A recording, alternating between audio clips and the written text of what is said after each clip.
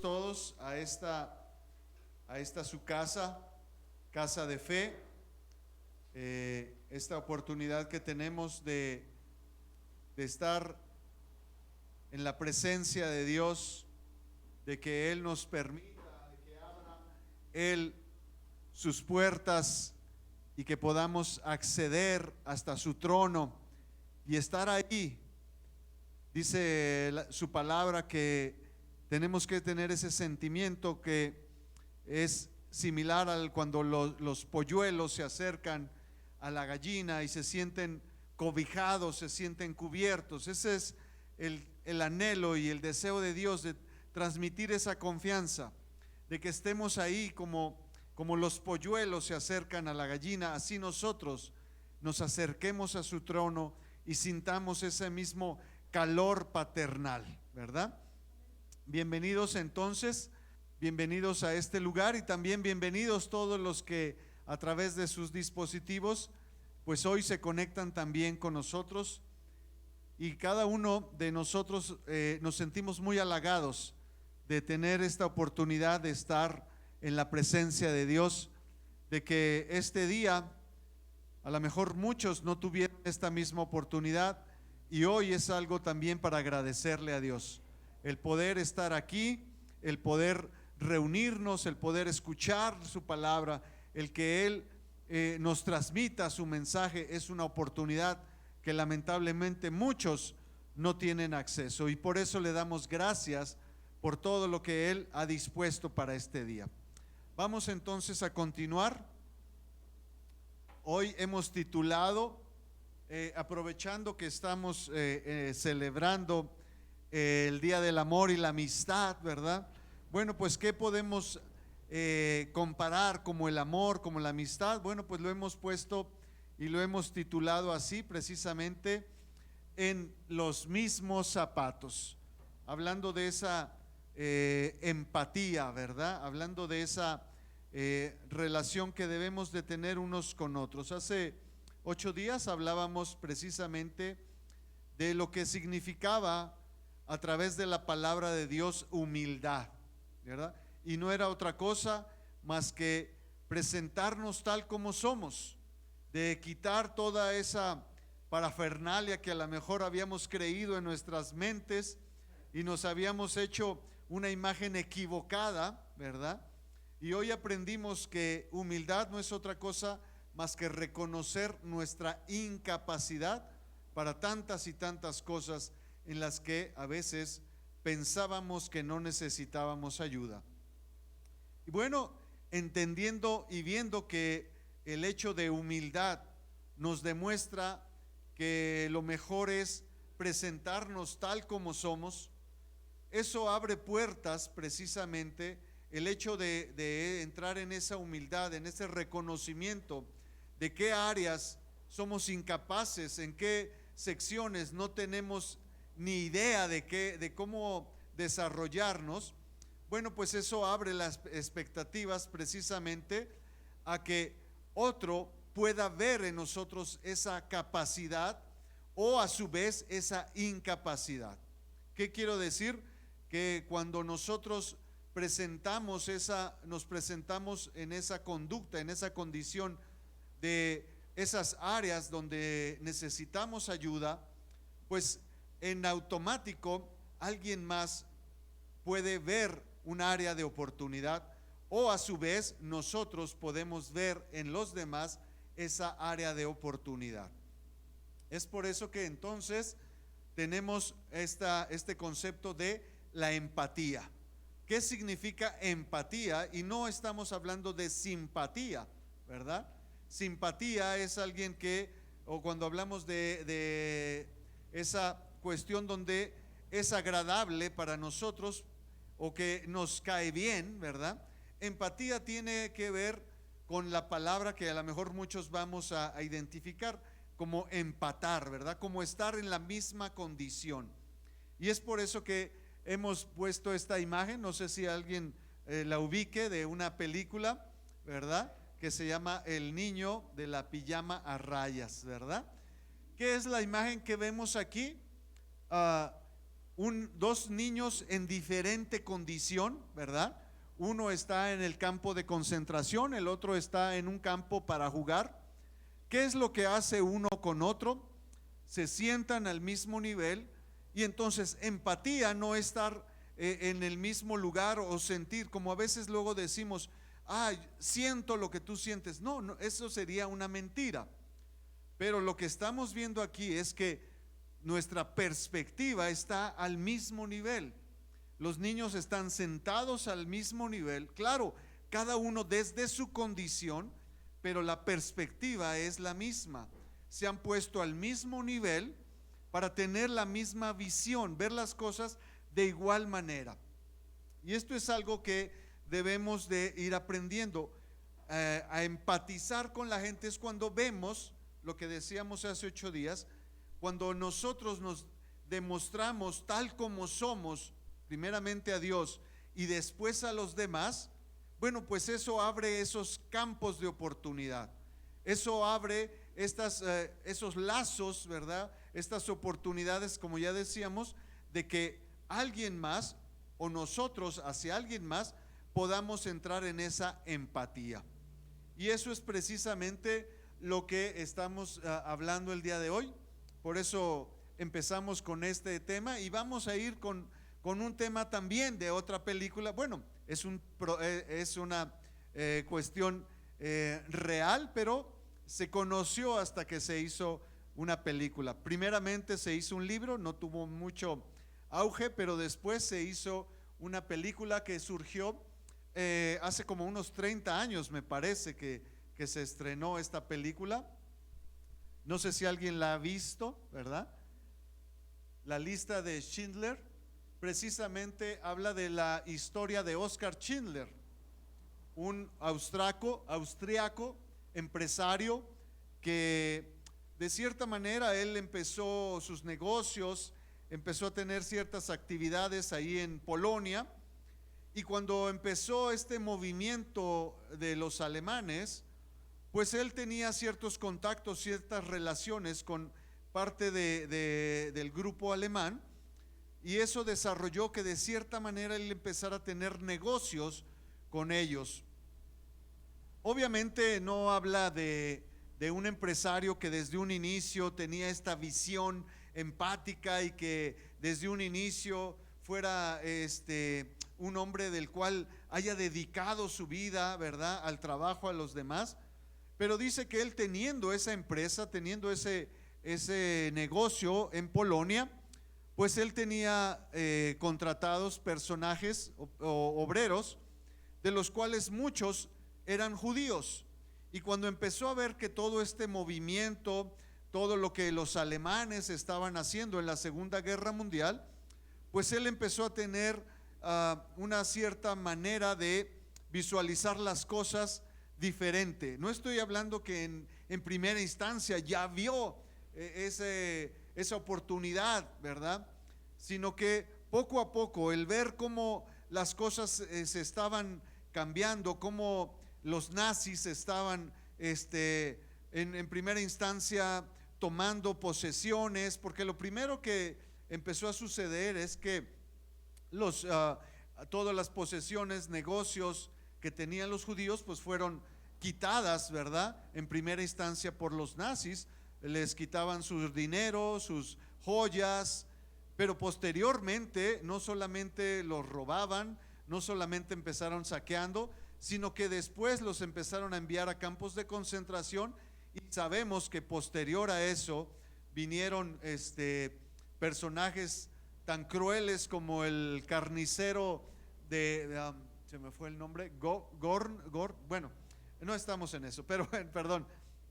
Pero como poco a poco la historia fue viéndose cada vez más cruel, y eso hizo que Oskar Schindler fuera entonces esa reacción contraria a lo que los alemanes estaban haciendo. Claro, él tenía negocios, él en primera instancia vio una oportunidad de negocios más que otra cosa con los alemanes, pero posterior a eso dice que en ese transcurso fue cambiando su visión hasta que llegó a salvar aproximadamente a 1,200 judíos durante el holocausto, empleándolos como sus trabajadores.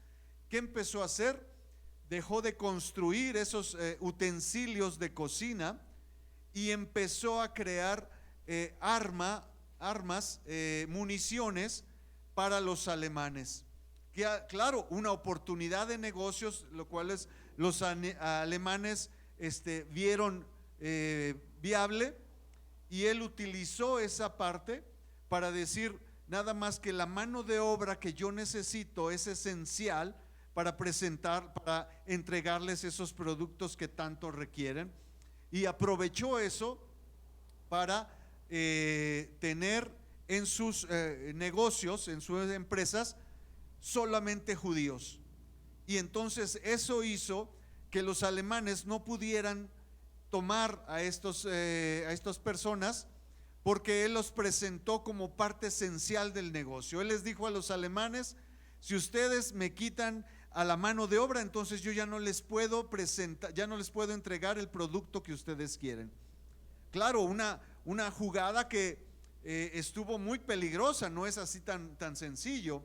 Tuvo que negociar, tuvo que entregar, como decimos aquí, tuvo que entregar dinero bajo la mesa, tuvo que estar financiando muchas cosas. Algo que en primera instancia era un negocio, poco a poco fue entrando en esa empatía, como ya lo decíamos. Poco a poco estuvo viendo la vulnerabilidad de estas personas, y él se fue integrando, y entonces llegó el punto de desarrollar toda su industria, de mover incluso su fábrica a una región donde los alemanes no tuvieran tanta injerencia, para poder seguir libertando ¿cómo se puede decir? Incorporando a más y más ciudadanos, al punto de que al final, después del holocausto, después de la Segunda Guerra Mundial, bueno, pues más de 1,200 personas, y personas reales. Esta es una foto que se hizo en su tumba. Personas reales fueron ahí y le hicieron un homenaje. Dice que Oskar Schindler falleció en Alemania el 9 de octubre del 74, y sus restos fueron llevados hasta Israel, y fue nombrado como justo entre las naciones. Y aquí vemos el símbolo que le entregaron. Es un reconocimiento que el pueblo judío le da a los personajes no judíos, a los seres que de una u otra manera, a los personajes que de una u otra manera se sumaron a la causa de los judíos e hicieron esa empatía, ¿verdad? Sin ser judíos, lucharon por las causas de los judíos. Sin pertenecer al pueblo judío, se sumaron a que ellos siguieran con vida en este caso, ¿verdad? Y se le entregó, ¿verdad?, la denominación o el reconocimiento de justo entre las naciones, que es algo que el pueblo de Israel reconoce para los que no son judíos. Claro, si leemos las historias, ¿verdad?, que hay detrás de todo esto, bueno, pues principalmente si leen un poquito, la esposa de Oskar Schindler va a decir: bueno, no era tan héroe como ustedes lo toman, ¿verdad? ¿Por qué? Porque la mujer, la esposa, quedó en Argentina, quedó en la pobreza, en bancarrota, pues porque el señor se gastó todo el dinero que tenían invirtiendo en estos negocios, ¿verdad? Obviamente no va a dar la mejor versión porque ella no se vio beneficiada. A lo mejor también van a haber muchos que van a protestar porque no fueron incluidos en la película de Steven Spielberg, ¿verdad? Y decir: pero nosotros también estuvimos, ¿y por qué le dieron todos los créditos a él? Bueno, pues él es el personaje que dio la cara. Entonces, claro, como en todo va a haber muchas voces en contra, muchas voces a favor, pero lo que vemos aquí, independientemente, es que una persona que tenía una visión completamente, poco a poco la fue cambiando y la fue transformando en un propósito que ya no era ganar dinero, sino que ahora era ganar vidas. Y como esa visión, no podemos hablar de un hombre que a lo mejor siempre estuvo ayudando. No se habla de un personaje que toda su vida se dedicó a buscar el bien a los demás. Se habla de una persona que tenía una vida ordinaria, tenía un negocio, vio una oportunidad de incrementar o de ampliar su fábrica, y que en ese proceso se vio enfrentado a una situación donde tuvo que tomar una decisión en la cual implicaba poner en riesgo no solamente su negocio, no solamente su fábrica, sino hasta su vida o su libertad. Y en esa confrontación, él fue cambiando desde ser un empresario ahora a libertar, ¿verdad?, a estas personas que estaban condenadas a muerte. Es entonces esa visión de empatía, ¿verdad?, de la que estamos hablando. Cuando podemos ver que podemos visualizar en nosotros esa necesidad, esas áreas donde cada uno de nosotros somos, ya lo decía, somos incapaces de desarrollar, somos incapaces de hacer, abrimos una oportunidad también para que alguien más haga en esas áreas donde nosotros no podemos hacer. De eso se trata lo que vamos a hablar el día de hoy. Y vamos a ir precisamente en uno de los pasajes más conocidos, ¿verdad? Vamos a ir al Evangelio de Lucas, ¿verdad?, que es donde está este pasaje, ¿verdad?, de parte de Jesús, una enseñanza de Jesús. Si nosotros podemos observar en los evangelios, cada uno de ellos nos va a presentar una imagen o una visión o un aspecto de Jesús, cada uno diferente.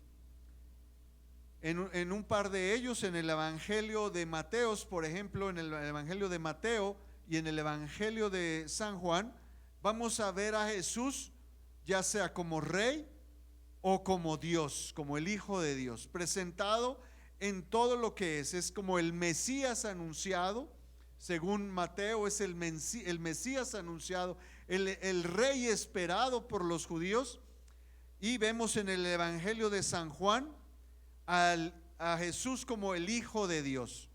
Pero en los otros dos evangelios vamos a ver a Jesús en su otra condición, en la condición de siervo y en la condición de hombre.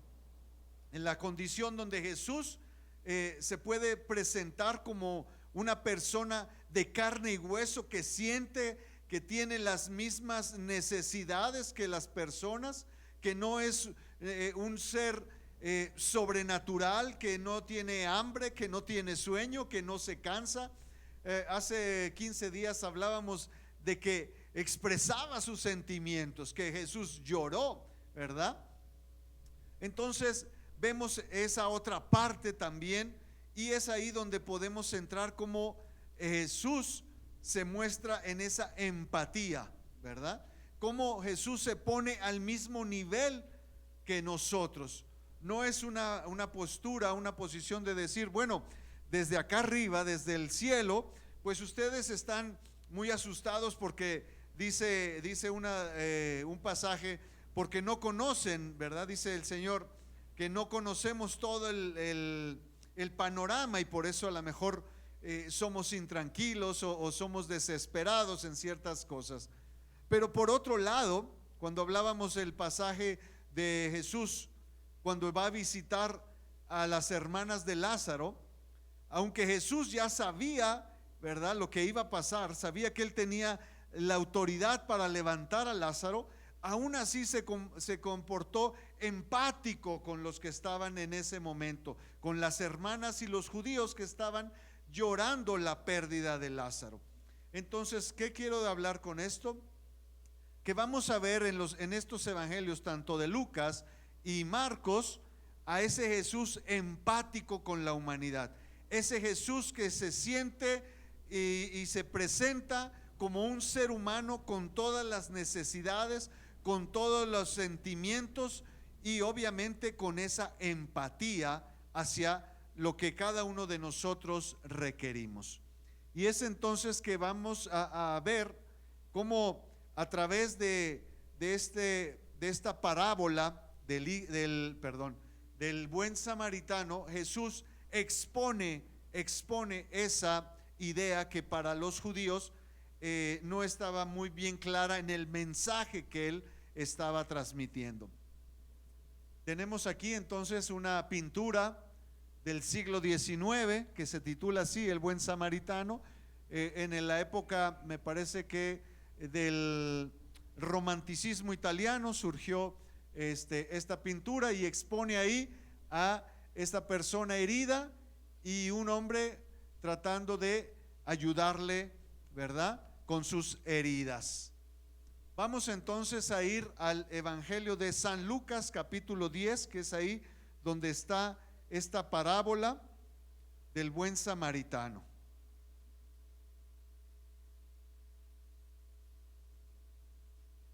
Cuando estén ahí, amén. Lucas capítulo 10, a partir del versículo 25. Algunos rápidamente ubican porque en sus Biblias tienen ya hasta los subtítulos, ¿verdad? Bueno, pues este subtítulo está literalmente así: un buen samaritano o el buen samaritano, ¿verdad? Dice en el versículo, a partir del versículo 25: y he aquí un intérprete de la ley se levantó y dijo para probarle: Maestro, ¿haciendo qué cosa heredaré la vida eterna? Y él le dijo: ¿qué está escrito en la ley? ¿Cómo lees? Aquel respondiendo dijo: amarás al Señor tu Dios con todo tu corazón y con toda tu alma y con todas tus fuerzas y con toda tu mente, y a tu prójimo como a ti mismo. Y él le dijo: bien has respondido, haz esto y vivirás. Pareciera que ahí terminaría esta interrogación, ¿verdad? Podíamos ver que Jesús le dice al intérprete de la ley, al escriba, al fariseo, al maestro, le dice: te sabes muy bien la clase, ya te sabes de memoria la ley, ahora ponla en práctica, ¿verdad? Ya nomás ponla en práctica y estás del otro lado. Pero esta plática no terminó ahí. Vamos al versículo 29. Dice: pero él, queriendo justificarse a sí mismo, dijo a Jesús: ¿y quién es mi prójimo? Respondió Jesús, dijo: un hombre descendía de Jerusalén a Jericó y cayó en manos de ladrones, los cuales le despojaron e hiriéndole se fueron, dejándole medio muerto. Aconteció que descendió un sacerdote por aquel camino y viéndole pasó de largo. Asimismo un levita, llegando cerca de aquel lugar y viéndole, pasó de largo. Pero un samaritano que iba de camino vino cerca de él y viéndole fue movido a misericordia, y acercándose vendó sus heridas, echándoles aceite y vino, y poniéndole en su cabalgadura, lo llevó al mesón y cuidó de él. Otro día al partir sacó 2 denarios y los dio al mesonero y le dijo: cuídamele, y todo lo que gastes de más yo te lo pagaré cuando regrese. ¿Quién pues de estos 3 te parece que fue el prójimo del que cayó en manos de los ladrones?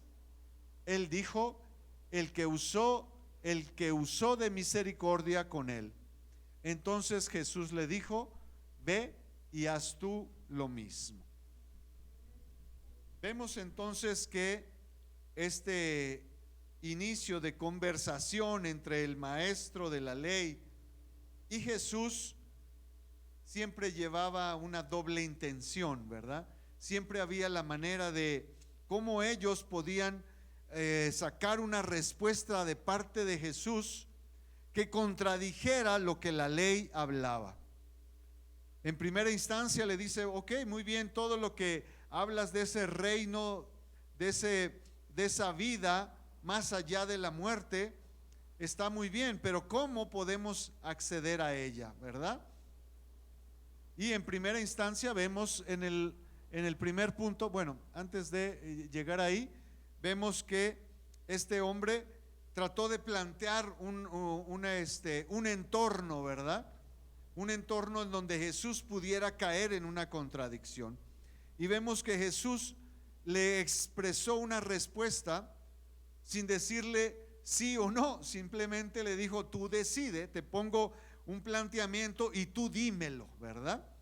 Vamos entonces a ir entonces primeramente en el pasaje del que habla esta parábola. Dice que un hombre caminando de Jerusalén a Jericó, ¿verdad? Desde el punto A al punto B, dice, cayó en manos de ladrones y entonces fue atacado, y pasaron unos 3 personajes y lo vieron a este hombre herido. ¿Por qué habla precisamente de ese camino de Jerusalén a Jericó? Bueno, pues es un camino que hoy en día va descendiendo como si fuera un serpentín. ¿Por qué? Porque está desde las montañas. Vemos aquí que dice que Jerusalén está aproximadamente a 750 metros sobre el nivel del mar, pero Jericó, el mar Muerto y todo el valle, ¿verdad? Todo el valle del Jordán, toda esta sección está bajo el nivel del mar, está hacia abajo, y eso hace que esta región sea montañosa, sea una región muy áspera, muy ríspida, y por lo tanto los caminos, ¿verdad?, se hacen muy peligrosos. Dice que entonces ese camino, ¿verdad?, se conocía así, el camino de sangre, precisamente porque era muy común, muy usual que hubiera estos accidentes o estos incidentes más bien, ¿verdad? Estos ataques, estos robos, estos atracos. ¿Por qué? Porque la visión del camino era muy limitada. Si una persona empezaba a caminar, pues no veía todo el camino. Los ladrones se podían ocultar entre las piedras, entre las montañas, y no eran vistos. Solo cuando pasaban los caminantes, pues eran sorprendidos, ¿verdad? Y esto era, por un lado, un camino en el cual se tenía que llegar, porque ya les dije, esto estaba bajo el nivel del mar y no había muchos caminos. No era como un valle plano que dijera, bueno, pues yo me voy por aquí, y si este camino es muy peligroso, pues puedo tomar otro sendero. No había manera. Entonces se prestaba a que hubiera todos estos incidentes. Habla entonces en primera instancia de una situación real, una situación, yo creo que para muchos muy, muy usual. A lo mejor si dijéramos hoy en día, bueno, pues hablando de una situación real, si Jesús quisiera ponernos esa parábola, dijeran, imagínense que una persona, un trabajador, se levantó de temprano y se subió al autobús, se subió al camión y subió un atraco, ¿verdad? O se subió a la combi y lo robaron. Bueno, pues a lo mejor, pues ¿a quién no? La gente diría, pues ¿a quién no? ¿Verdad? Si eso es lamentablemente algo que muy, muy seguido le pasa a cualquier persona. Bueno, pues entonces lo primero que vemos es que Jesús plantea una situación real, le expone un punto en el cual este hombre puede decir, bueno, esto de lo que vamos a hablar no es algo nuevo, no es una situación fuera de lo normal, no es algo que podamos entender o querer entender o plantearlo en una hipótesis nada más. Le habla primeramente en una condición que es muy ordinaria, algo de lo que en los periódicos, bueno, ya no hay periódicos, pero las noticias, ¿verdad?, hablan todos los días, ¿verdad? Si uno hoy sintoniza la radio, ¿qué es las noticias? Pues solo están hablando de robos, asaltos, condiciones así. Bueno, pues lo primero es que le dice, vamos a poner un punto o un ejemplo de algo real, algo que no va a ser nada más como un supuesto, ¿verdad? Y entonces dice que el escriba, el maestro respondió, ¿verdad? Cuando Jesús le dice, ¿qué está escrito en la ley? Tú eres maestro, ¿cómo lo lees? ¿Cómo lo interpretas tú? ¿Qué es lo que tú interpretas en lo que se habla con respecto a la relación con Dios, a estar bien con Dios, ¿verdad? Y él le dice, bueno, pues lo que está escrito es: amarás al Señor tu Dios con todo tu corazón y con toda tu alma y con todas tus fuerzas y con toda tu mente, y a tu prójimo como a ti mismo. Resumiendo algo de lo que Jesús venía enseñando, ¿verdad? Le dice, eso ya lo tenemos claro, eso está en el libro, en el Pentateuco, ¿verdad?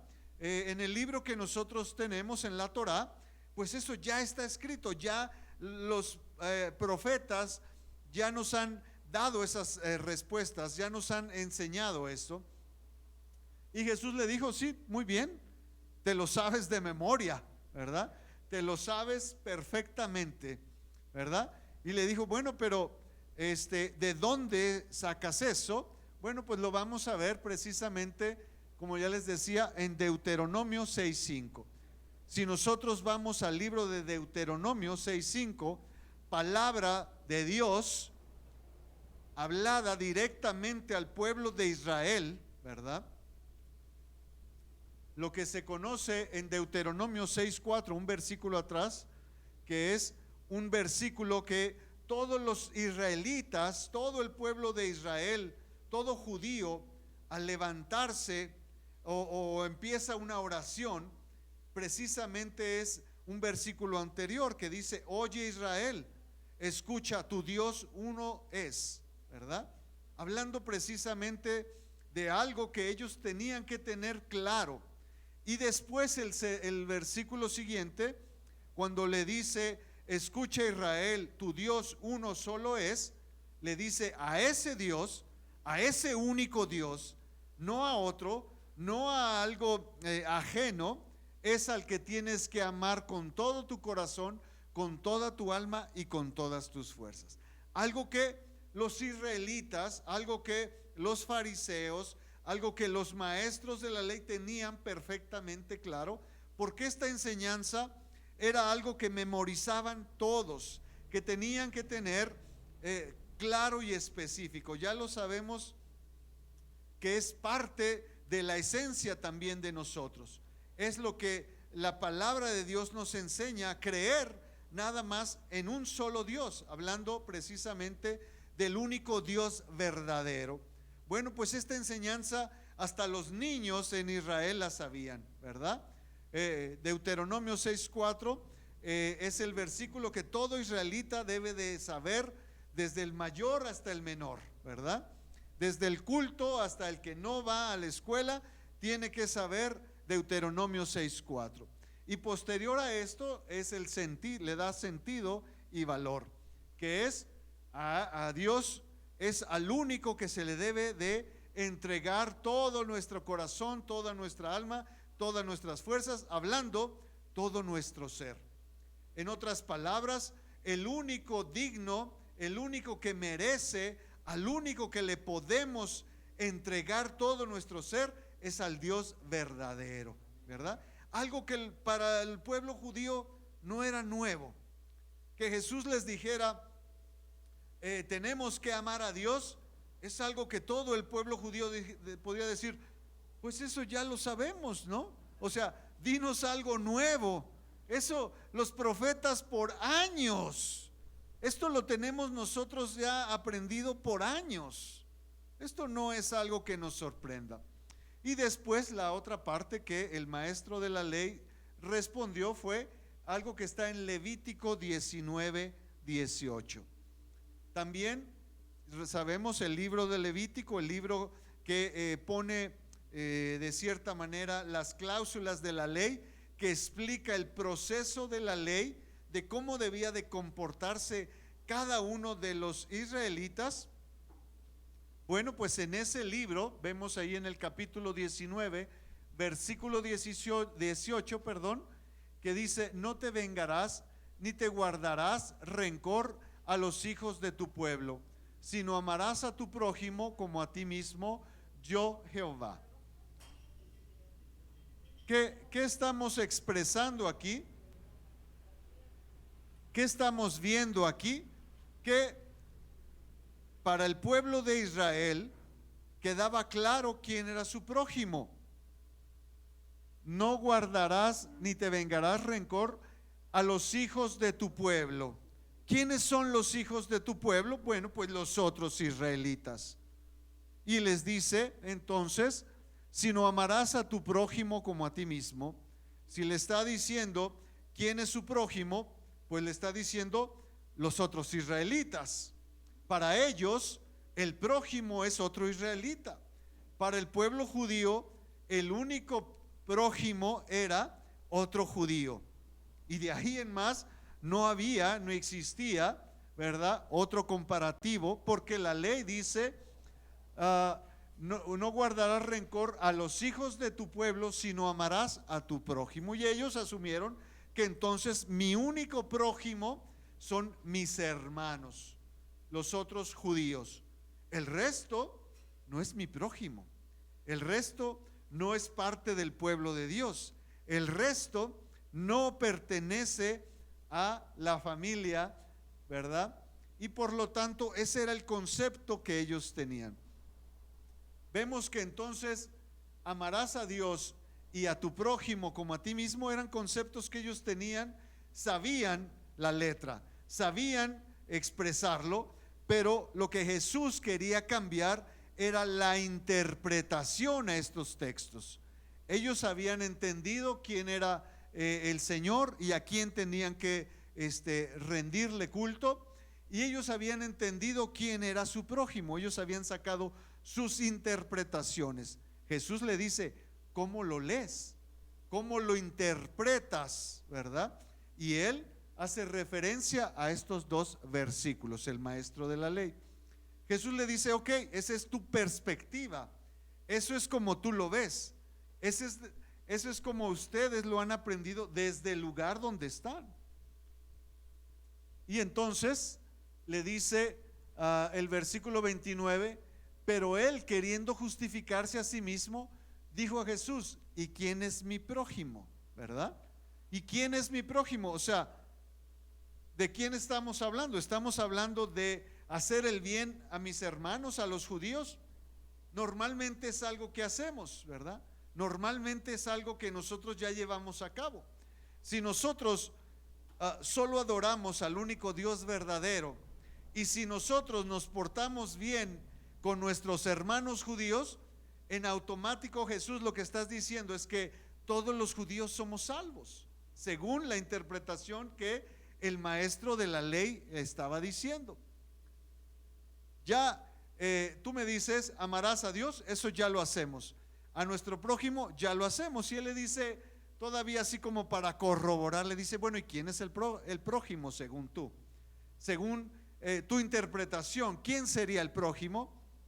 ¿O para qué nos vienes a dar tú estas enseñanzas cuando ya es algo que sabemos nosotros? Jesús le responde con algo que ellos ya tenían asimilado, ¿verdad? Hay un pasaje que está en Mateo 5:4 que dice: oístes que fue dicho, amarás a tu prójimo y aborrecerás a tu enemigo. La palabra de Dios en el Antiguo Testamento no dice eso, pero es algo que ellos ya habían interpretado. La palabra de Dios en el Salmo, el salmista escribió, ¿verdad?, que amarás a Dios, aborrecerás la maldad, aborrecerás lo malo.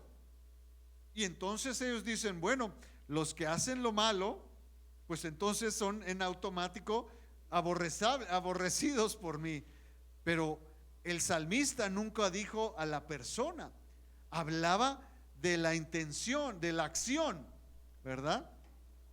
Por ahí alguien dice, Dios aborrece el pecado y ama al pecador. Claro, eso no es algo que la Biblia dice, pero es la manera como alguien quiso interpretarlo, como Dios aborrece la actitud, pero no está en contra de la persona. Entonces Jesús le dice, ustedes le dieron una interpretación a esto, que solo vamos a amar a los que pertenecen a la familia y vamos a odiar a los que no son, a los que no aman a Dios, ¿verdad? Si el salmista dice que solo amamos a los que quieren y los que obedecen a la ley, o los que obedecen a Dios, y Dios aborrece a los que no lo hacen, en automático los que no hacen, los que no aman a Dios, los que no están del mismo lado, pues son mis enemigos, ¿verdad? Pero eso solo fue una interpretación de ellos, mas nunca lo que la palabra de Dios dice. Por consiguiente, entonces vemos que Jesús le plantea esta parábola de la que estamos hablando. Le dice, vamos a ver 3 personajes de los cuales nos podemos identificar plenamente. Y le dice, aconteció que descendió un sacerdote por aquel camino y viéndole pasó de largo. Asimismo un levita, llegando cerca de aquel lugar y viéndole pasó de largo. 2 personajes que iban y venían también por ese camino. ¿Por qué? Porque Jerusalén, ya lo vimos, estaba en lo alto, pero también en Jerusalén estaba el templo. Todo israelita tenía que subir al templo, hacer o llevar sus ofrendas. Todo israelita de cualquier región tenía por obligación acercarse al templo. Entonces, por consiguiente, los personajes que estaban en el templo, tanto los levitas que trabajaban y los sacerdotes que llevaban a cabo los sacrificios, pues tenían que ir y subir al templo todas las ocasiones que fueran necesarias. Vemos entonces que le habla de 2 personajes que necesariamente recorrían ese camino. 2 personajes que necesariamente tenían que ir a Jerusalén. ¿Por qué? Porque ahí trabajaban, así de simple. Un sacerdote tenía que subir a Jerusalén, claro, pues era el encargado del holocausto, del servicio en el templo. El levita tenía que llegar al templo también, claro, pues era su trabajo. Tenía que ir forzosamente, ¿verdad? Y dice que ellos 2 pasaron de largo. Algo que para nosotros escuchar esto decimos, uy, no, pues qué bárbaros. O sea, eso cualquiera lo pudiera haber visto y tomar acción, ¿verdad? ¿Cuántos, por ejemplo, cuando ven un accidente o cuando ven alguna persona que tiene algún desmayo o alguna situación en la calle, cuánta gente no rápidamente acude a ver qué pasa, ¿verdad? Y lamentablemente, y digo lamentable, porque la instrucción del servicio médico, la instrucción de los médicos es no se involucre. Cuando la reacción del ser humano por naturaleza es involucrarse al ver a una persona herida, la indicación del servicio médico es no se involucre. No se involucre ¿en qué sentido? Si una persona ha caído, se ha lastimado, se desmayó, no sabemos qué pasó, y usted por querer ayudarlo lo mueve, puede entonces crearle una lesión, ¿verdad? O complicar la situación, y lo que aparentemente era ayudarlo, pues lo perjudicó más de lo que pudiera haber sucedido en primera instancia, ¿verdad? ¿Cuántas personas han quedado lesionadas por un mal manejo en un accidente, ¿verdad? Es por eso entonces que pareciera irónico hoy en día que los servicios de emergencia nos digan: si usted ve un accidente, no haga nada, deje a la persona ahí. Pero vamos a decir: ¿pero cómo? No haga nada. Llame a un experto que sí sabe qué va a hacer. Si usted no tiene el conocimiento ni la preparación para ayudar, no se meta, porque puede complicar las cosas. Entonces, si nosotros viéramos esta situación, dijéramos: uy, qué malos ellos dos, ¿verdad? No actuaron. Pero a lo mejor desde otra perspectiva, decir, cuando nosotros, hablando en caso particular, me llevaron a una capacitación de primeros auxilios, lo primero que nos dijeron es: si usted no sabe, ni tiene idea, ni está preparado, hágase a un lado, no estorbe, ni haga bola ahí, ni empiece a echarle aire a la persona. Vaya y llame al 911, ¿verdad? Esa es la primera instrucción, en el primer punto en la capacitación es: si usted no sabe, no se meta. Pero venimos a la capacitación, pero si no está preparado y no tiene el conocimiento, ni siquiera puede tener la oportunidad de hacer algo. Es más, puede tener el entrenamiento, pero si su carácter no le ayuda, no se meta. Entonces, lo que quiero poner aquí es que para muchos, viéndolo desde esa perspectiva de decir: claro que si yo veo un accidente, pues voy a correr. Y cuando nosotros vemos, lo primero que plantea Jesús y le dice: pasó un sacerdote y un levita y no se acercaron. Si esa imagen o esa consulta fuera a uno de nosotros, un personaje que no tiene ni idea de esto, hubiera dicho: qué malos. Pero si este cuestionamiento es presentado a un paramédico, hubiera dicho: pues es que muy probablemente no tenían el conocimiento, no tenían la preparación y por eso no intervinieron, hicieron bien. Vemos cómo la perspectiva cambia. Vemos cómo si un accidente para una persona como nosotros, común, que no tiene el conocimiento, el ver esta imagen actúa. Pero cuando esto lo ve desde la perspectiva de un profesional, dice: no actúes. Y si él dice: hubo un accidente, te planteo una escena, hubo un accidente y la gente no intervino, se hizo a un lado, el paramédico, el doctor diría: actuaron bien, muy bien. ¿Llamaron al 911? Sí, llamaron al 911.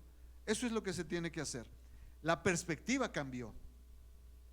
¿Qué está planteando aquí? Cuando lo vemos al maestro de la ley, al que le están preguntando, el maestro de la ley está diciendo: actuaron bien. El sacerdote y el levita no se acercaron al herido, no se acercaron, lo hicieron muy bien. ¿En base a qué está diciendo esto?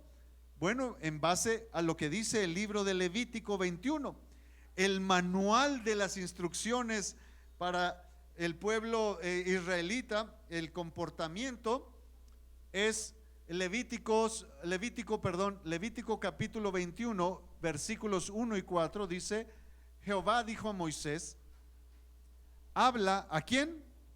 A los sacerdotes, hijos de Aarón, y diles que no se contaminen por un muerto en sus pueblos. Versículo 4 dice: no se contaminará como cualquier hombre de su pueblo, haciéndose inmundo. ¿A quién le habló esto? Al sacerdote. ¿Palabra de quién? Pero si ya dijeron que ellos sabían perfectamente que lo principal es hacer lo que Dios manda, obedecerle a Dios en todo lo que Él está diciendo. El maestro de la ley dice: a ver, dices que un sacerdote vio a un muerto y no se acercó.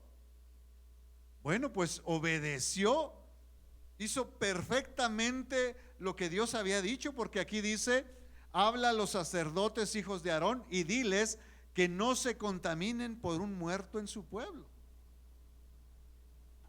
El maestro de la ley dijo: ¿y qué de raro tiene eso?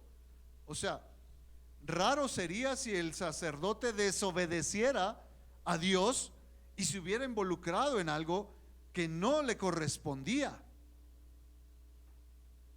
Igualmente el levita dice: no se contaminen. El levita, él dice que es un trabajador del templo también, y el acercarse a una persona en esta condición, según el Levítico, se contamina. ¿Qué quiere decir con esto? Que la persona en automático no puede entrar en el templo. Una persona de la cual se espera que llegue y haga sus actividades, y entonces habla y dice, imagínense un caso, se me vino a la mente un caso actual. Imagínense que ahorita en este tiempo de pandemia, resulta que en el área donde están las personas que tienen separadas de los, o cómo pudiera ponerlo, vamos a ver, en los hospitales tienen un área reservada para los COVID, y donde están todos los que no están infectados, ¿verdad?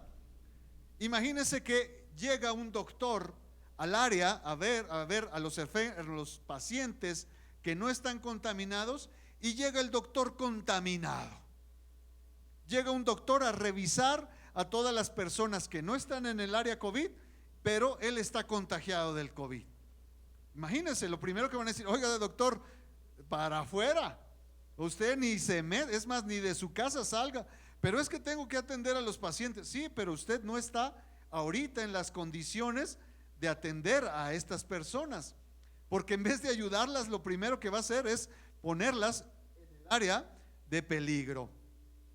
Entonces, ¿qué está diciendo aquí? Un levita no podía ir contaminado al templo, donde se supone, según lo que la ley dice, que todo tiene que estar santificado, ¿verdad? Todo está pulcro, todo está limpio, todo está alejado. Entonces, un levita dice: ¿cómo me voy a contaminar si voy al templo?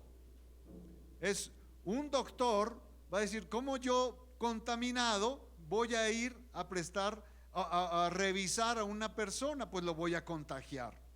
Entonces, según la interpretación de cada uno de estos dos personajes, la decisión de no involucrarse es la correcta. Para el maestro de la ley, la interpretación según el libro de la Torá, el estudio que ellos tenían, la decisión del sacerdote de levita de no involucrarse fue lo correcto, porque obedecieron a la palabra de Dios. Pero dice que continúa y dice: un samaritano que iba de camino vino cerca de él, y viéndole fue movido a misericordia, y acercándose vendó sus heridas, echándoles aceite y vino, y poniéndole en su cabalgadura, lo llevó al mesón y cuidó de él. Otro día, al partir, sacó 2 denarios y los dio al mesonero, y le dijo: cuídamele, y todo lo que él gastes de más, yo te lo pagaré cuando regrese. Y termina preguntándole Jesús al maestro de la ley, y le dice: respóndeme tú, ¿quién es el prójimo? Según este pasaje, ¿quién es el prójimo? Vemos al final que el maestro de la ley ni siquiera pudo mencionar la palabra samaritano. Si ustedes leen en el capítulo 37, no dice el samaritano. Jesús le puso nombre a los 3: Le dijo el sacerdote, el levita y el samaritano. ¿Quién fue el prójimo? Versículo 37 dice, él dijo, el que usó de misericordia con él. Fue confrontado, Jesús lo confrontó. Él, el maestro de la ley, quiso poner a Jesús y decir, a ver, si dices algo contrario, entonces me vas a dar herramientas, me vas a dar oportunidad de yo debatir o de exponer tu enseñanza en base a lo que nosotros hemos aprendido. Y entonces Jesús le dijo, tú respóndeme. En base a lo que hablamos, ¿quién fue el que fue el que vio por el prójimo? No le dijo quién obedeció la palabra de Dios, quién fue obediente a Dios, quién hizo según lo que Dios había. No le dijo eso. ¿Quién fue el prójimo para esto? Y él, el maestro de la ley, dijo, el que fue movido a misericordia.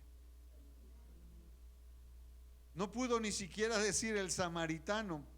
Si nosotros recordamos, los samaritanos para los judíos eran las personas no gratas. Vivían cerca de ellos, convivían con ellos, pero no eran personas gratas. ¿Por qué?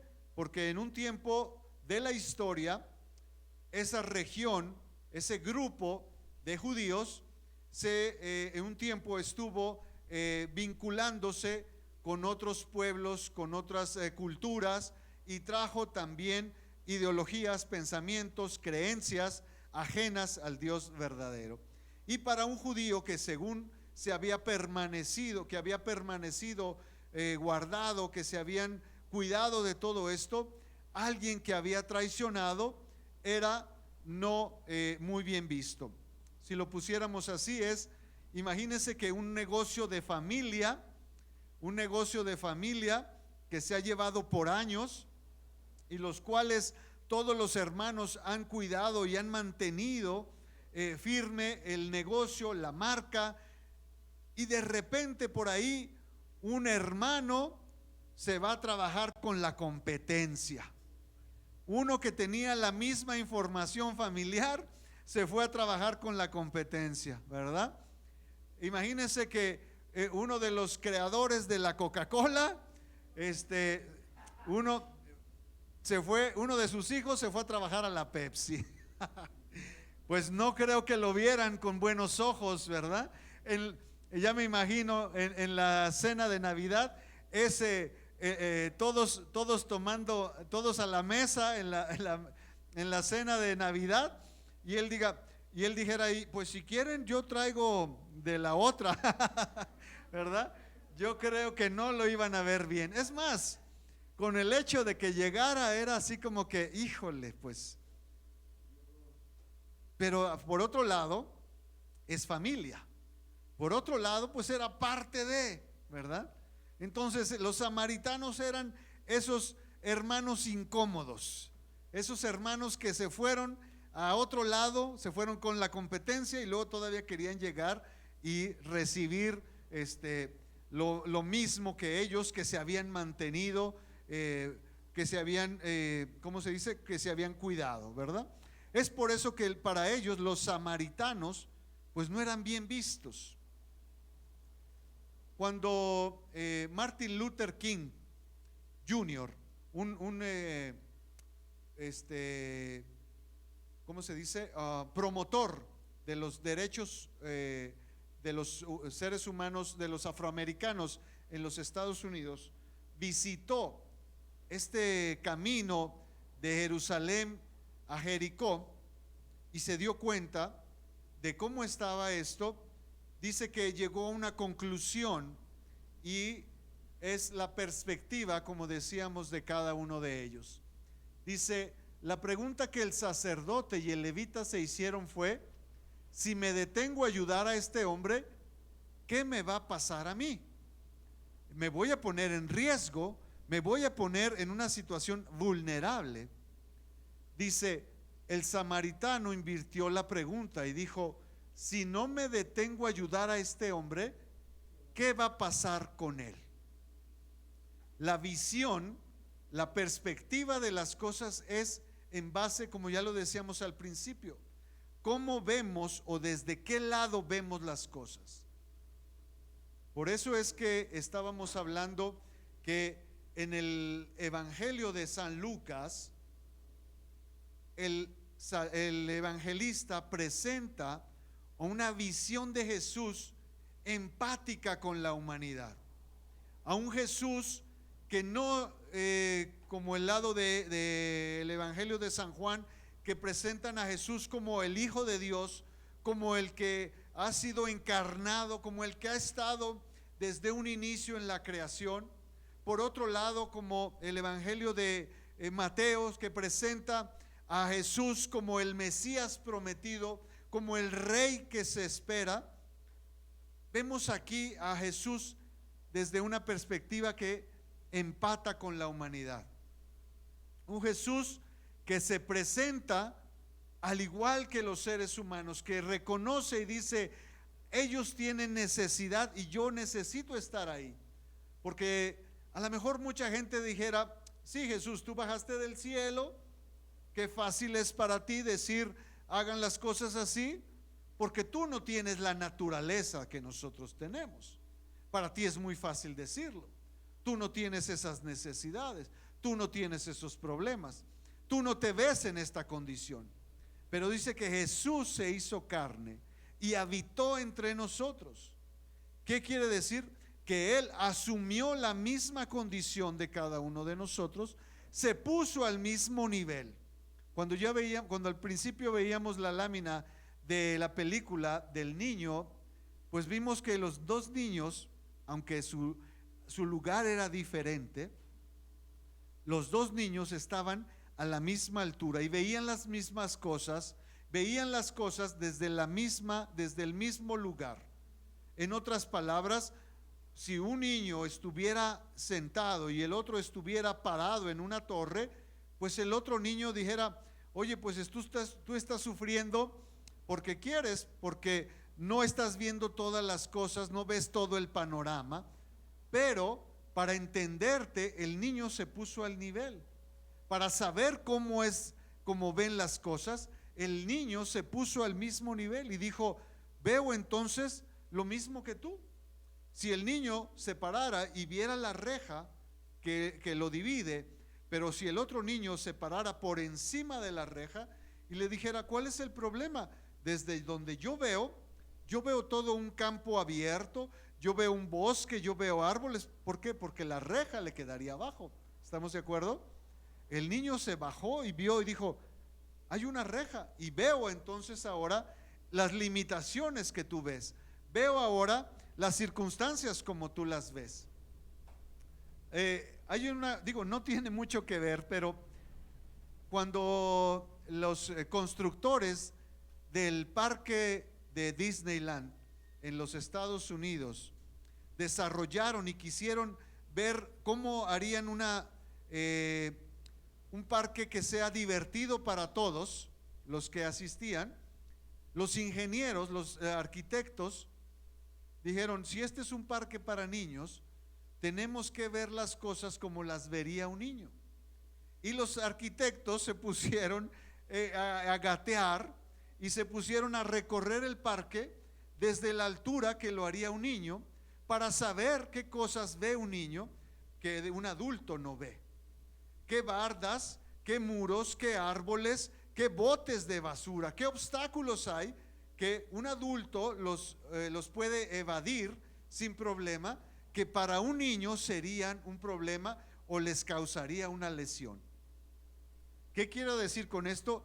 Que hasta que nosotros podemos ver las mismas cosas como las otras personas, es cuando podemos estar en esa empatía.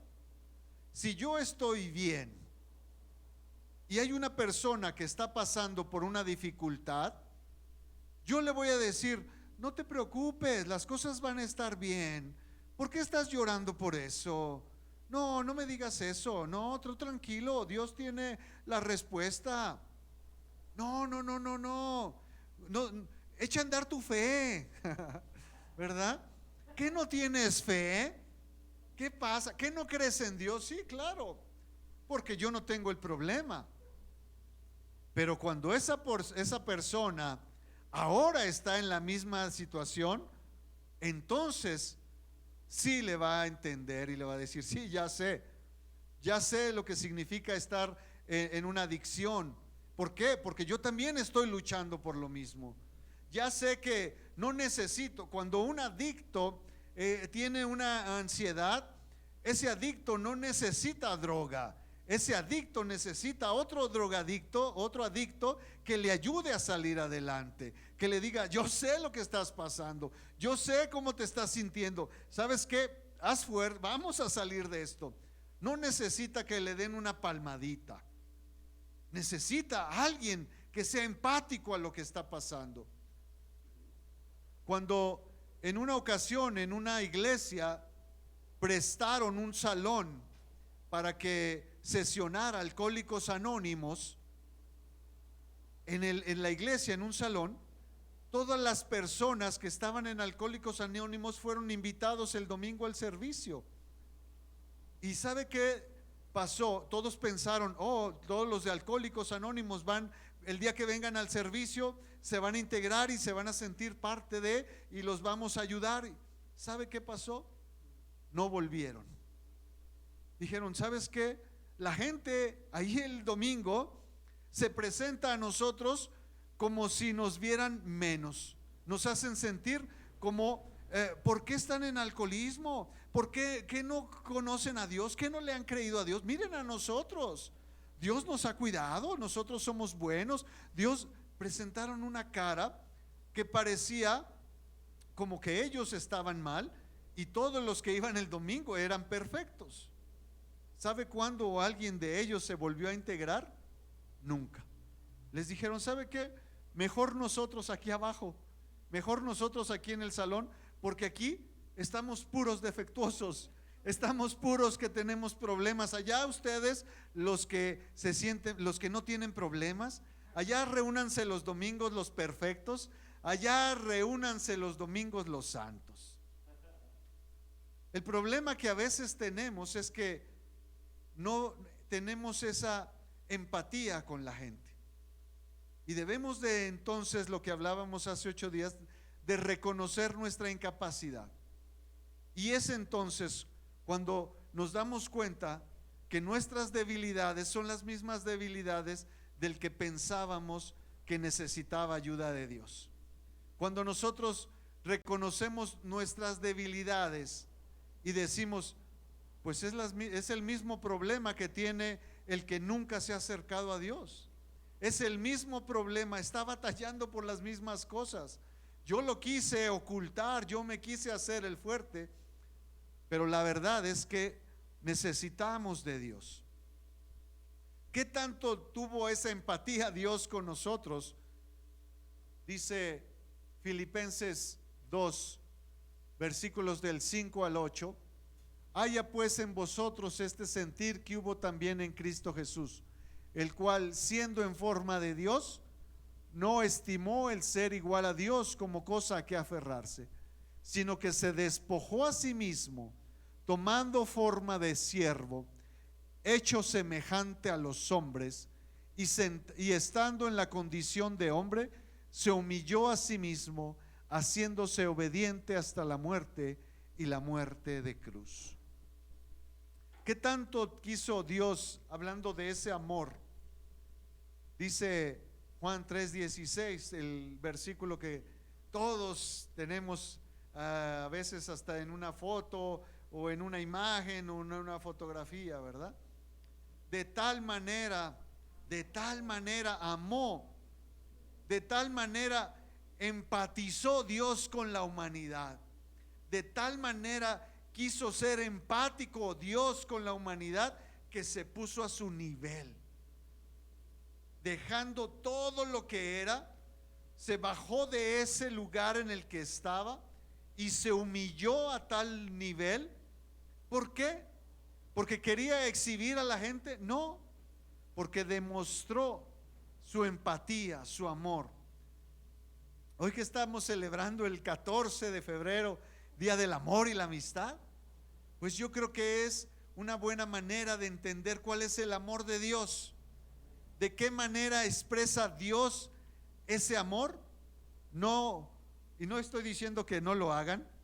Dios no dice, vamos a amarnos dándonos palmaditas y chocolates el 14 de febrero. Dios no ama diciéndole a la gente, pórtate bien, Dios te va a sacar adelante, Dios te quiere, Dios no. ¿De qué manera expresó Dios su amor? Empatizando con nosotros, siendo empáticos con la humanidad. ¿Qué es lo que al final aprendimos y lo que así el maestro de la ley a través de este pasaje? Que todo lo que él creía, todo lo que el maestro de la ley había pensado en su círculo perfecto, Jesús le vino a decir, es perfecto porque está planteado desde tu perspectiva. Está perfecto, tu mundo es perfecto porque lo has puesto en un área donde nada se sale de control. Pero cuando tú des un paso fuera de ese área que tú tienes controlada, cuando tú te plantes allá afuera donde las cosas no están desde tu perspectiva, te das a dar cuenta que no tiene nada que ver con tu visión. Y lo que Jesús estaba enseñando es decirle, ustedes entendieron la palabra de Dios desde una perspectiva cómoda para ustedes, desde una perspectiva donde las cosas parecían perfectas. ¿Cuántos hemos escuchado de estas promesas de Dios? Y todos nos aferramos y decimos, ok, entonces si me congrego, todas esas promesas van a ser para mí. Dios me va a sacar de los problemas económicos, Dios me va a sacar de las dificultades, Dios me va a sacar de cualquier necesidad de sanidad, Dios me va a transportar en un mundo irreal para el 100% de los naturales. No, esa es una perspectiva equivocada del mensaje de Dios. Dios no nos va a hacer millonarios, Dios no nos va a hacer inmunes. Dios, hoy nos damos cuenta de que muchas personas que de cierta manera pensaban que y decían las promesas de Dios en la sanidad, por ejemplo, me iban a hacer inmune y se contagiaron. Y después dijeron, ¿qué pasó, Dios? Te falló aquí la promesa. Se te salió de control. Dios nunca prometió eso. Dios nunca prometió eso. Dios prometió para la humanidad, no en lo particular, promesas.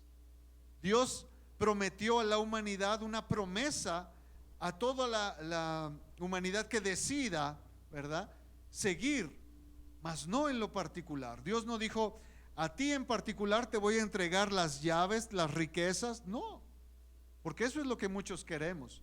Señor, entrégame todas las riquezas a mí, hazme inmune a mí, que todas las cosas buenas me pasen solo a mí. Esa es una perspectiva equivocada del mensaje de Dios. Cuando el maestro de la ley le dijo, pues nosotros ya lo tenemos, ese mensaje que tú estás dando para nosotros no tiene valor, nosotros somos los elegidos, nosotros nos cuidamos, nosotros somos la familia de Dios, nosotros ya estamos del otro lado, cuídense ustedes que no tienen nada. Pero Jesús le dijo, no, esa es tu perspectiva, porque tú la has armado desde el lugar donde tú te sientes cómodo. Pero ¿sabes qué? Fuera de tus límites las cosas no son así. Hoy tenemos que demostrar más que nunca esa empatía con la gente. Hoy tenemos que demostrarle a la gente que aquí en la iglesia no están los perfectos. Aquí en la iglesia estamos los necesitados. Estamos todos los que requerimos todos los días de la intervención de Dios.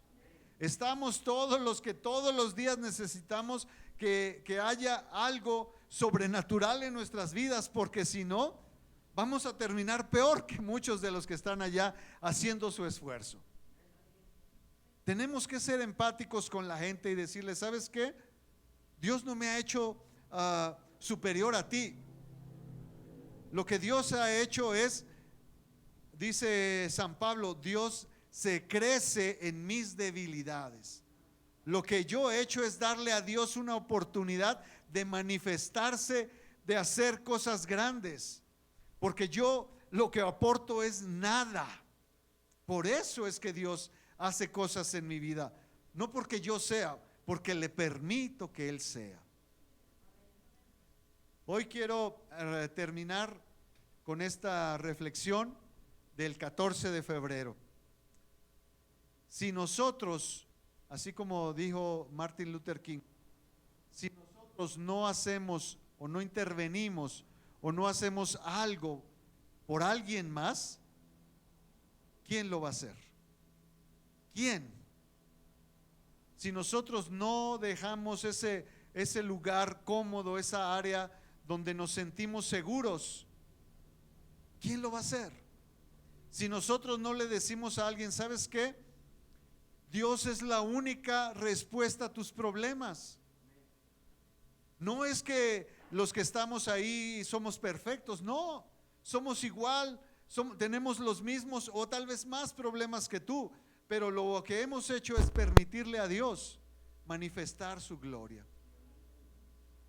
Hoy los quiero invitar a que hagamos el esfuerzo de que le permitamos a Dios manifestarse de tal manera que los demás vean en nosotros esa, ¿cómo lo pongo? Que los demás puedan percibir que no somos nosotros los que estamos haciendo las cosas, que es Dios el que está obrando en nuestras vidas. Que podamos demostrarle a la gente que no somos los expertos, no somos los que tenemos las capacidades, no somos los más inteligentes, no somos los que tenemos las mejores herramientas. Que la gente pueda percibir en nosotros nuestra incapacidad para hacer las cosas, pero que diga: pero ¿por qué te salen bien las cosas? Pero ¿por qué a final de cuentas, si no tienes la capacitación, no tienes la experiencia, no tienes los contactos, no tienes los recursos, no tienes lo que se necesita, ¿por qué sigues saliendo adelante? No por mí, porque Dios está obrando en nuestras vidas. Vamos a demostrarle a la gente allá afuera que no somos mejores, que somos igual, que tenemos los mismos problemas, las mismas dificultades, que todos los días batallamos igual que ellos, que todos los días tenemos que estirar la quincena, que todos los días tenemos que salir a buscar los recursos, que todos los días corremos riesgos, que todos los días nuestra salud está puesta en riesgo, que no hay nada que nos haga diferentes, que el que es diferente es el que está delante de nosotros, que el que hace la diferencia es el que ha puesto sus manos sobre nosotros. Vamos a expresarle este 14 de febrero a la gente que hay un Dios que está dispuesto a hacer lo mismo con ellos, que lo que Dios ha hecho con nosotros está dispuesto, quiere, anhela poner también sobre ellos esa misericordia, ese amor incondicional, y que este día sea un parteaguas en sus vidas, que la gente pueda decir: ¿sabes qué? Hasta que conocí a Dios desde una manera diferente, hasta que me presentaron a un Dios desde una perspectiva diferente, mi vida empezó a cambiar. Los problemas siguen, sí, las dificultades están ahí, sí, pero ahora las enfrentamos de una manera diferente. Ahora los problemas no caen sobre nuestros hombros. Ahora las responsabilidades no están en nuestras manos. Ahora tenemos una ayuda que va más allá de nuestros límites. Vamos entonces a continuar. continuar en este mismo sentir que teníamos de agradecimiento, de decirle: Señor,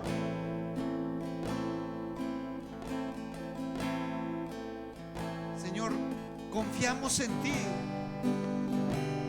Cuando hablábamos en la mañana de la confianza, cuando le decíamos al Señor: Señor, queremos demostrarte esa confianza, queremos responderte de igual manera, así con esa confianza que tú has puesto sobre nosotros, así como tú apostaste todo por mí, así como no estimaste, no pusiste nada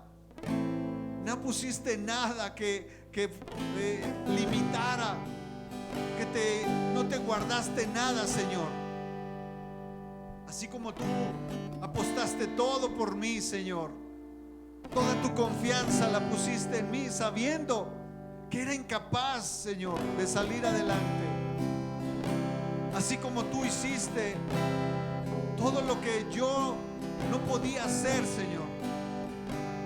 Así como hoy puedo aprender que tú te hiciste igual a mí para enseñarme, para demostrarme que lo que tú estás dispuesto a hacer por mí va más allá de lo que yo hago por mí mismo. Quiero responder en ti, Señor, poniendo esa confianza que tú has puesto en mí. Yo quiero responderte de igual manera, Señor. Así como tú invertiste todo lo que tú tenías, Señor, así como tú invertiste hasta la última gota de tu sangre por mí, Señor, así porque tú fuiste a la cruz, Señor, y pagaste ahí por mí, Señor. Hoy yo quiero reconocer, Señor, que necesito entregar lo que yo tengo también, Señor. Así como tú no te guardaste nada, Señor, hoy también nosotros, Padre, queremos entregarnos a ti. Hoy, Padre, quiero salir de este lugar con la confianza, con la seguridad, con la certeza de que hoy puedo depositar mis miedos, mis angustias, mis temores en ti, y que tienen respuesta.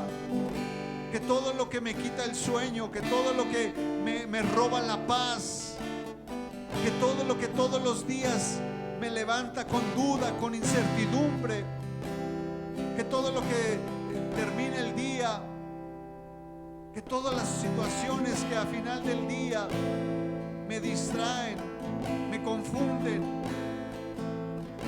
puedo decir que puedo de entregarlas a ti, Señor, y puedo confiar en que tú has escuchado, y no solamente escuchado mis plegarias, Señor, sino que has puesto manos a la obra en cada situación.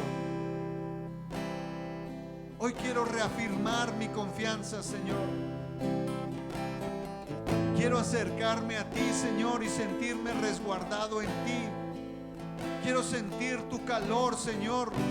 Quiero sentir tu confianza. Quiero sentirme, Señor, abrigado. Quiero sentirme resguardado por ti, Señor.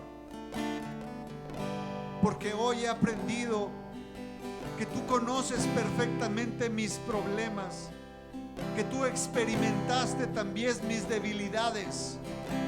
Hoy he aprendido que tú pasaste por las mismas dificultades por las que yo estoy pasando. Hoy puedo aprender que también tú pasaste por las mismas debilidades, por las mismas tentaciones, por las mismas problemáticas a las que yo me enfrento todos los días. Pero hoy, Padre, puedo poner mi confianza en ti, porque al leer, al ver el resultado, al conocer el final, me doy cuenta que sí hay una respuesta afirmativa, hay una respuesta positiva, hay una salida a los problemas, porque tú entraste y los lograste salir, Señor, porque tú entraste y los lograste terminar, Señor, porque tú enfrentaste cada problema y cada situación y saliste victorioso de ella. dice tu palabra que hasta la misma muerte venciste, y no hay nada ni nadie que se pueda levantar contra ti, Señor. Y hoy quiero poner mi confianza en ti, porque hoy puedo saber que cualquier problema y que cualquier dificultad, tú tienes una respuesta para ellos, Señor. Gracias te doy, Señor, por esta oportunidad. Gracias porque cada día mi vida deja de tener menos angustias, no porque yo sea mejor, sino porque cada parte de mi vida, cada día, poco a poco, se va alineando a ti, Señor. Cada problema, cada dificultad que afronto, hoy tengo dos opciones, Señor. Cada problema hoy aparece delante de mí con dos opciones. O puedo seguir como antes, luchando en mis fuerzas, en mis capacidades, con mis limitaciones. O puedo ir por tu segunda opción, Señor, que tendría que ser la primera. Entregar mis problemas, mis dificultades cada día, presentártelas a ti, Señor, y esperar la respuesta que viene de ti. Hoy tengo una alternativa a mis problemas. Hoy tengo una segunda opción para mis dificultades. Hoy te doy gracias porque te presentas delante de nuestras vidas como la mejor opción, como la respuesta certera, como la opción verdadera a nuestras dificultades. Gracias te damos por este momento, Señor. Gracias por esta oportunidad. Gracias por habernos hablado desde nuestra propia perspectiva.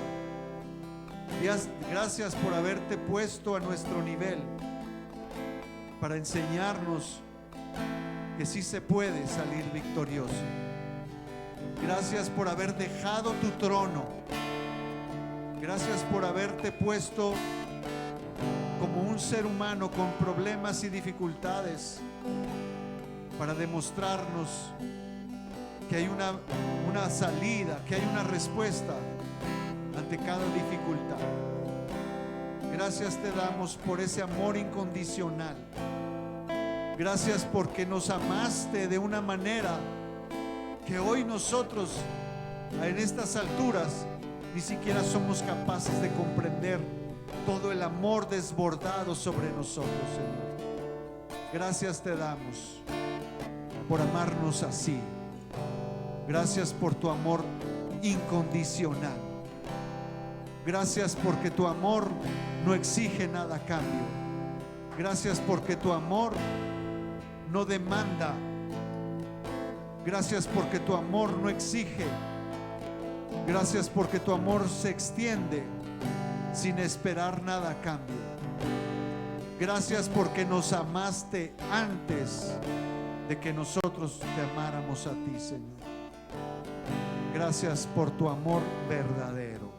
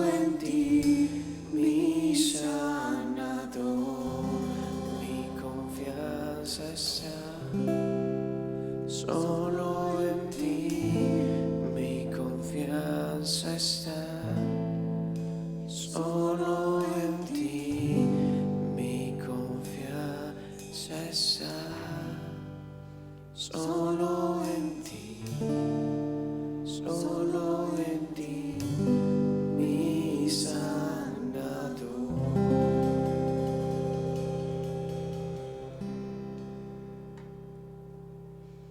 Padre, y así en este mismo sentir también queremos darte gracias por la provisión que tú has tenido, por tu amor y tu misericordia sobre cada uno de mis hermanos. Gracias, Padre, porque una vez más hemos visto, Señor, tu promesa cumplida. Hemos visto que lo necesario ha llegado a la casa de cada uno de nosotros. Gracias por ese alimento que tú has puesto sobre nuestra mesa. Gracias por los trabajos de cada uno de mis hermanos. Señor, gracias porque tú has puesto la fuerza necesaria para cumplir con esa jornada laboral. Te pedimos también, Señor, que así tú sigas bendiciendo a cada una de estas familias aquí presentes. No permitas, Padre, que en ningún momento esto sea una falta de paz. Que en todo tiempo veamos las necesidades primordiales suplidas como hasta ahora por ti. Gracias por tu fidelidad en esta área. Gracias por tu amor y tu cuidado que tú tienes, Señor. En el nombre de Cristo Jesús. Amén.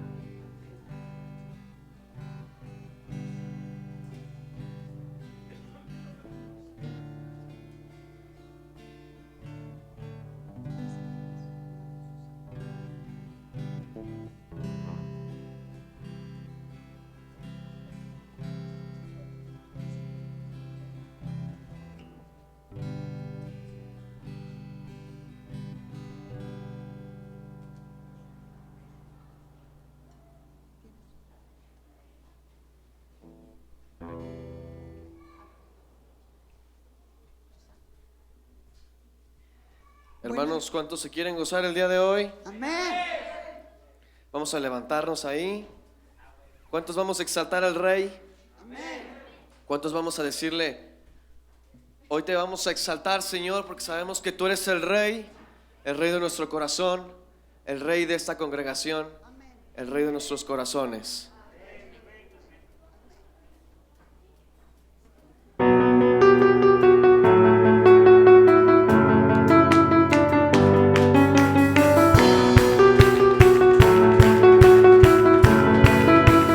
Vamos a exaltarlo.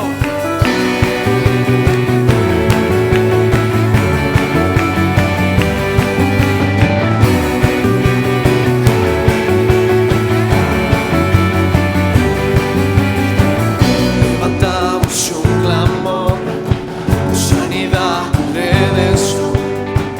Muéstranos lo que tú ves, los secretos de tu corazón. Un pueblo unido pide hoy tu libertad y salvación. Ármanos con tu valor, lo que deseamos es reposo. Vamos, dígale. Que el cielo se parte en dos, inúndanos, y en el desierto broten ríos. Vida sopla hoy, Hosana al Rey de salvación, Hosana al Dios altísimo. Jesucristo, Jesucristo es Rey, Hosana al Rey de salvación, Hosana al Dios altísimo. Hosana, Jesucristo, Jesucristo.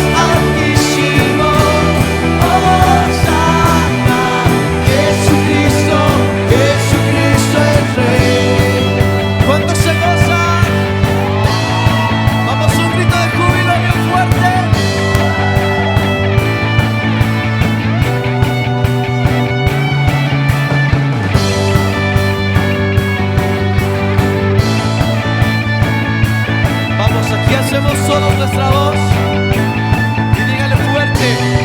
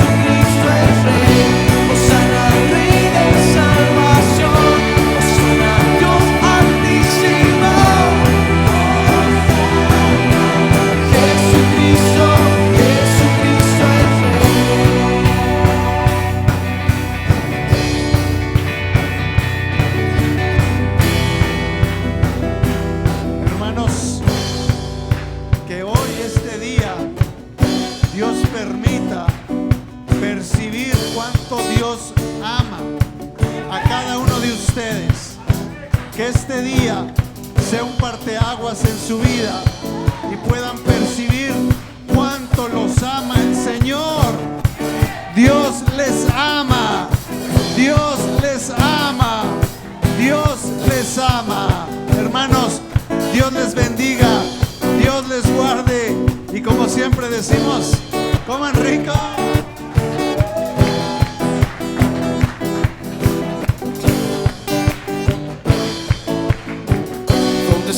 El Espíritu de Dios en libertad. Hay libertad, hay libertad.